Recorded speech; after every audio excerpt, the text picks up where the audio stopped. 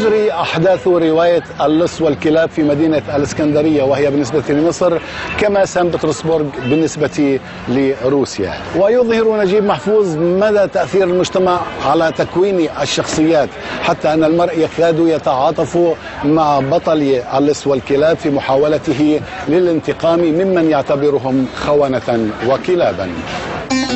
تتحدث الرواية عن حياة سعيد مهران بعد خروجه من السجن الذي قضى فيه سنوات نتيجة وشاية من أقرب أصدقائه. عليش الذي خطط للحصول على زوجة سعيد مهران التي تتزوج من عليش بعد أن تطلق سعيدا وهو في السجن، مما يجعل سعيد يعيش هاجس الانتقام، خاصة بعد أن تنكره ابنته الصغيرة سناء، ويمضي إلى صديقه المثقف رؤوف الذي كان يزين له السرقة باعتبارها استردادا لما سرقه الأغنياء حسب أفكاره اليسارية المتطرفة التي نسيها تماما بعد أن غدا له مركزه الكبير كصحفي. من ثم يلتجئ إلى الشيخ الصوفي الذي لا يجد لديه سوى البخور والأدعية.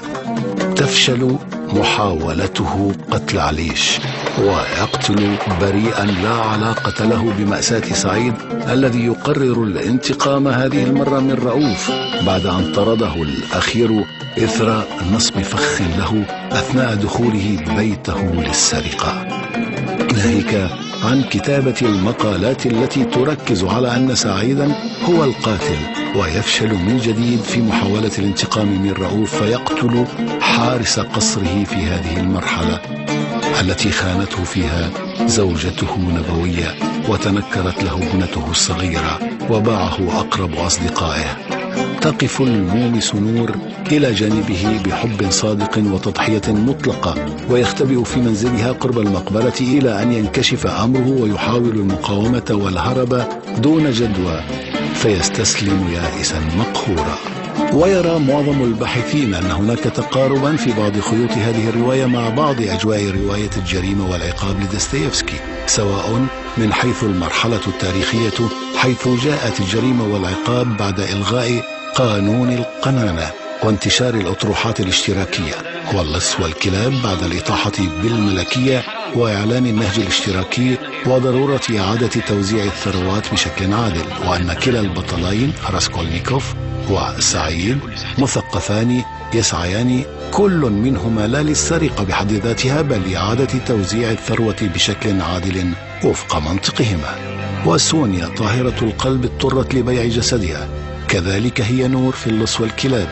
ويأتي الإيحاء الذي وإن بدا عابرا إلا أنه يلعب دورا محوريا، فحوار الطالب المثقف مع الضابط في الجريمة والعقاب حول الأغنياء الجشعين كالمرابية ووجود الكثير من الفقراء الطيبين المحرومين شبيه من حيث الفحوى بأحاديث رؤوف قبل أن يغدو نفسه غنيا.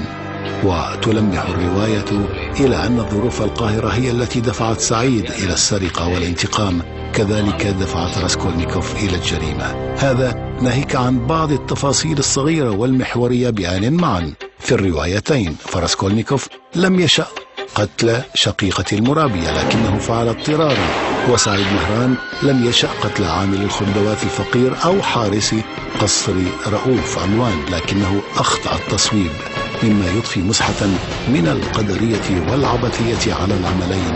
ناهيك عن أن راسكولنيكوف لم يجد سوى سونيا التي غدت ابنة هوى ليبث لها شجونه، وسعيد لم يجد سوى ابنة الهوى نور كملاذ. وأيا كان الأمر فالعملان رائعان في تعرية المجتمع الظالم رغم انتقادهم للاشتراكية ضمنا حسب رؤية الكاتب وعدم تقديم أي حلول بل ترك القارئ أمام الباب مفتوحا.